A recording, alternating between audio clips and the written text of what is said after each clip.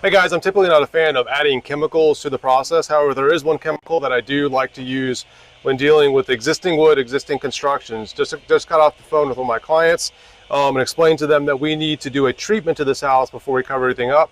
That way they can maintain their termite bond and make sure that we have good coverage. So we are going to encapsulate the crawl space. We're going to leave that termite inspection strip right here on the crawl space. So basically going to have at least 3 to 4 inches on the bottom. The challenge is I've got this wood right here. This is all raw wood in contact with this concrete. Unfortunately, when you're dealing with renovations, it's not really possible to tear the whole house down. Mostly because of economic reasons. So you have to work with what you have. It lasted this long. We're trying to give it another 50 to 100 years.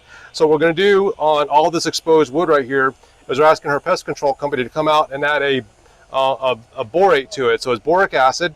And what that does, it basically, they typically add some sort of coloring to it. So all this is going to be blue. And it's not the blue that does the work. The boric acid, when the bugs try to eat into this wood, they're going to eat into the borate, and when they eat into the borate, it's going to dissolve their exoskeleton. So this is a way to treat this wood. And again, borate is something that is found inside your house already. Most of you already use borate or boric acid when you're doing your laundry. You add it to, it's borax, you add it to your laundry and it basically helps make it clean. So it is environmentally friendly. It's good for your kids. Doesn't off gas. You don't have to worry about long-term residual effects. However, this is something that if we add to the house, add to some of these boards, it's going to extend the life of this house. And we don't have to worry about bugs if they manage to find their way into this outer rim.